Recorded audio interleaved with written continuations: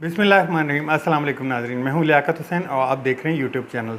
सबसे अहम अपडेट्स अभी कुछ देर पहले ही पंजाब असम्बली के जो इंतखाबात हैं और केपी के असम्बली के इंतखाबात हैं, दोनों को मुलतवी कर दिया गया इलेक्शन कमीशन पाकिस्तान की तरफ से। और नई जो डेट दी गई है वो 18 या 8 अक्टूबर की दी गई है। अच्छा, ये सुप्रीम कोर्ट का एक तरह से सुप्रीम कोर्ट ने 90 डेज़ के अंदर अंदर इलेक्शन करवाने का बोला था, और एकदम ही जो ये बयान आया है, पिछले कुछ दिनों से हमें ये लग रहा था। मेरा जो व्लॉग तैयार हुआ था वो इसी बात पे तैयार हुआ था, जो क्योंकि ये तहरीक इंसाफ को एक तरह से बैन करने जा रहे थे। हमें तकरीबन यही खदशा था कि ये हर तरफ से जो है इसी प्लान को फॉलो कर रहे थे, और जो अंदेशा भी किया जा रहा था वो यही किया जा रहा था कि जी तहरीक इंसाफ को बैन करने का प्रोग्राम बन रहा है इनका।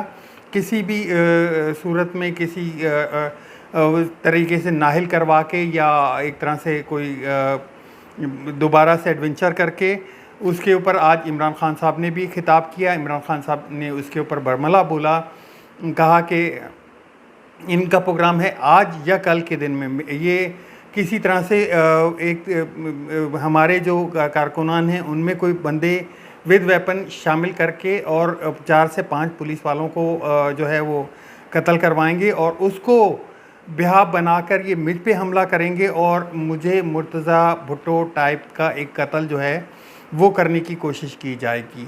तो उन्होंने रिक्वेस्ट भी की अपने जो कारकुनान हैं कि भाई आप ने इनके ये आएँ, इनके पास कोई नया, अव्वल तो मेरी तमाम ज़मानतें तमाम केसों में हो चुकी हैं, लेकिन अगर ये आते हैं आप इनको बेशक आने दें मेरे पास। कोई नया वारंट भी लेके आते हैं, कोई चेकिंग करना चाहते हैं, कोई तलाशी लेना चाहते हैं, किसी चीज़ की इन्वेस्टिगेशन करने चाहते हैं, मैं हाज़िर हूँ, मैं बैठा हूँ, आप डायरेक्ट मेरे पास आ जाएँ, कोई इनकी रुकावट ना बने।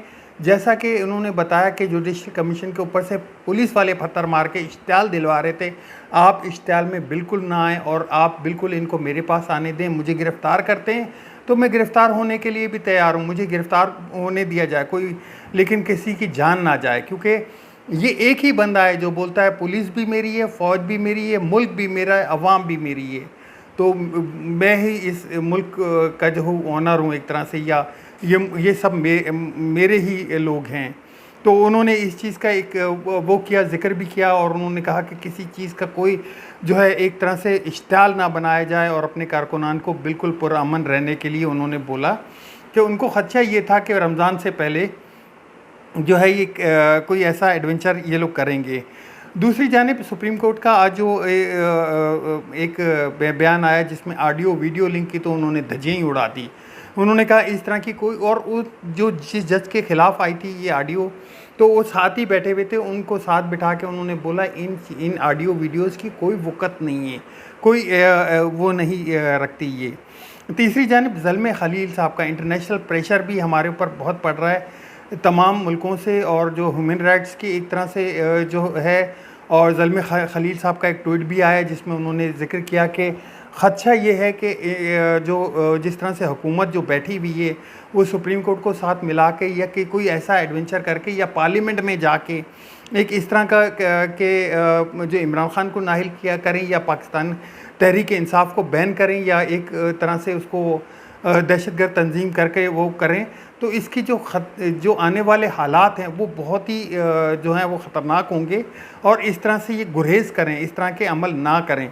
उसके ऊपर काफ़ी लोगों के तनकीद के नोटिस भी आए, तनकीद के ट्वीट्स भी किए, उन्होंने मैसेजेस भी किए कि जी इमरान खान के हक़ में अमरीकी जो है एक तरह से वो बोल रहे हैं और इस तरह कर रहे हैं।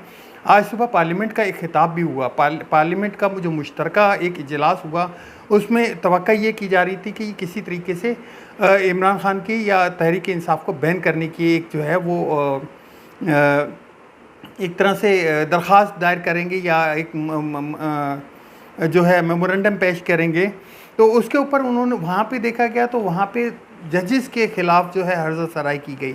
एक जो जस्टिस हैं उनकी तस्वीर लगाई गई, और करंट जस्टिस को की तस्वीर लगाकर उनको जो है अपील की गई।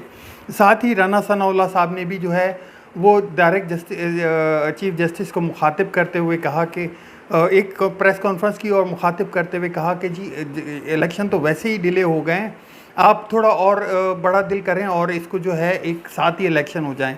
अच्छा, जो 7 इलेक्शन का ये लोग कह रहे हैं ना, मैंने आपको पहले ही बताया था कि ये इन लोग के लिए बड़ा मुश्किल हो जाएगा। पाकिस्तान तहरीक इंसाफ के लिए तो ये बहुत आसान चीज़ है कि वो पंजाब और केपीके में एक दफ़ा अपनी हुकूमत बना लें, क्योंकि उनकी इस टाइम पे मकबूलियत भी है, वो आराम से जीत भी जाएंगे। और तमाम सर्वेज, तमाम इंटेलिजेंस एजेंसियाँ जो एक सर्वे दे रही हैं वो यही दे रही हैं कि पाकिस्तान तहरीक इंसाफ को ये दोनों सूबे जीतने में कोई ज़्यादा मुशक्क़त भी नहीं करनी पड़ेगी, या कितनी भी धांधली कर लें वो आराम से अपनी सीटें निकाल के जीत जाएंगे। अब जब इसके बाद जब इलेक्शन होगा वो होगा बलूचिस्तान का और सिंध असम्बली का, और फिर जो है कौमी असम्बली का। वहाँ पे इमरान खान साहब अपने मज़े से अपना जो है एक तरह से खेल सकेंगे। उसके ऊपर पीपल्स पार्टी को काफ़ी खदशात हैं। पीपल्स पार्टी बाज़ दफ़ा बाकायदा ये बोलती आ रही है कि भाई इलेक्शन हो तो वो चारों असम्बलियों के हों। अगर चारों असम्बलियों के इलेक्शन ही चाहते हैं आप, तो आप चारों असम्बलियाँ तोड़ दें, सिंध असम्बली भी तहलील कर दें, बलूचिस्तान असम्बली भी तहलील कर दें, कौमी असम्बली तो आपके अपने हाथ में, वो भी आप तहलील करके आप इलेक्शन की तरफ चले जाएँ, इलेक्शन की डेट दे दें। क्योंकि इमरान खान साहब मुज़ाकरात की एक ही शर्त बोलते हैं, वो बोलते हैं कि मेरे साथ बैठें, इलेक्शन पे बात करें, इलेक्शन पे जो बात होगी उसके साथ ही में जो है तमाम शराइत आपकी मानने के लिए तैयार हूँ, लेकिन पहली शर्त इलेक्शन होगी। इलेक्शन के बगैर जो नहीं आगे नहीं बढ़ा जा सकता। जैसे ही पंजाब असम्बली पंजाब के जो इलेक्शन है, इलेक्शन कमीशन ने वो मुलतवी करवाएं, वहाँ पे एतजाज़ हसन साहब का भी बयान आ गया। उन्होंने भी कहा कि ये तो सीधी सीधी आइन की खिलाफ वर्जी है, ये तो एक तरह से आइन को मतलब बिन आइन के ये चल रहा है मुल्क। वहाँ पे फवाद चौधरी का भी बयान आया और उन्होंने वकला की जो तहरीक थी उसका भी चलाने का अंदिया दे दिया साथ में। दूसरी जानिब हम देखते हैं कि इमरान खान पर आज जो है जो हाई कोर्ट में एक अपील दायर की गई थी कि जी जितने केसेस हैं उन केसेस की तादाद बताई जाए, तो तादाद आई वो भी होशरुबा आपको अंदाज़ों के मुताबिक से भी बढ़ के, क्योंकि इमरान खान साहब के अंदाजे में ये था कि तकरीबन 100 केसेस होंगे जिनको मैं लड़ रहा हूँ या जिनमें मेरी पेशियाँ हो रही हैं या जिस तरह से मैं नबर्द आजमा हूँ। उन केसों में पंजाब के 86 केसेस हैं और जो वफाक के हैं वो 43 केसेस हैं। तो और एक जो है उनका FIA का केस चल रहा है, तो टोटल कुल मिला के 130 केसेस हैं। मुझे अभी भी ये कम लग रहे हैं, क्योंकि अब बलूचिस्तान और सिंध असम्बली को आप देखेंगे तो वो इलेक्शन वो वहाँ के जो मुकदमात हैं वो अलग हैं। तो अभी भी तादाद ऊपर जाने का खदशा है कि क्योंकि जब भी इमरान खान जाते हैं वो एक केस में ज़मानत लेने जाते हैं, 2 केस उनके और बढ़ जाते हैं, उसके साथ ही आगे उनका जो स्कोर है वो ऊपर से ऊपर चला जाता है। तो शखाना के हवाले से लाहौर हाई कोर्ट का क्लियर फैसला आ गया है। 1990 से लेके 2001 तक का जो डाटा है वो सारा रिलीज़ करें। उसको मैंने आपको पिछले व्लॉग्स में एक बता भी चुका हूँ कि इन्होंने कहा कि जी वो हमारे से तो वो जो रिकॉर्ड है वो भी गुम हो चुका है, वो इनको क्लियर करना है कि किसी भी सूरत में वो इम्प्लीमेंट अब तो होना ही होना है, क्योंकि वो पब्लिश करना पड़ेगा। इन सारे हालात को देखें तो वो और मुसीबत में फंस जाते हैं, वो फिर और इलेक्शन से भागना शुरू कर देते हैं। आज हमज़ा शरीफ की जो है वो पेशी थी कोर्ट में, और कोर्ट में बहाना किया गया कि जी मेरी कमर में दर्द है, मैं हाजिर नहीं हो सकता। एक इमरान खान है जिसको गोलियां लगी हुई हैं, जो ज़ख्मी भी है, पूरी दुनिया को पता है, उसके पूरी दुनिया के सामने उस पर कातलाना हमला हुआ है, उसको उसकी पेशी के लिए तो पूरी पुलिस की चढ़ाई कर दी जाती है, पुलिस को सामने भेज दिया जाता है कि जी आपने पेशी में हर हालत में हाजिर होना है। यहाँ पे अपना नहीं देखेंगे कि अपने केसेस कब से लटक रहे हैं और पेशियों पे पेशियाँ हो रही हैं। साथ में शहबाज शरीफ साहब की भी पेशी थी, खैर उनको तो इस्तिस्ना है हासिल है, तो उन्होंने उसका फ़ायदा उठाते हुए इस्तिस्ना ले लिया।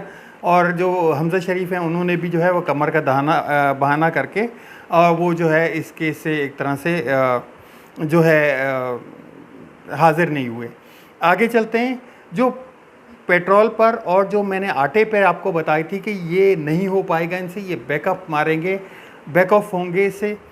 पेट्रोल पे भी बैकअप हो गए कि नहीं पेट्रोल हम फ्री नहीं दे सकते, या 50 रुपये कम नहीं दे सकते, या हम अमीरों को महंगा और गरीबों को बराबर नहीं दे सकते।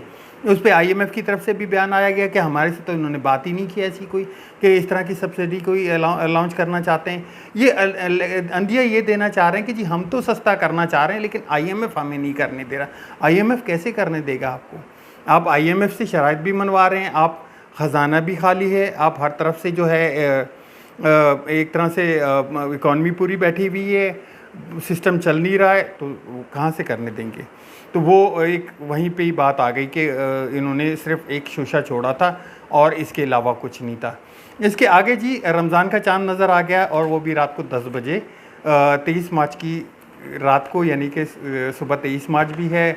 और जहाँ पे पंजाब असम्बली ने अपने इलेक्शन कमीशन ने पंजाब असम्बली के इलेक्शन भी मुअत्तल कर दिए, और साथ में चांद भी नज़र आ गया। तो आप सब लोगों को चांद मुबारक और रमज़ान मुबारक। इंशाल्लाह रमज़ान में अपनी थोड़ी सी टाइमिंग अलग होगी, लेकिन हम लोग हाजिर ज़रूर होंगे इंशाल्लाह, आपसे मुलाकात होती रहेगी। तीसरी हवाले से एक बात करता चलूँ कि जो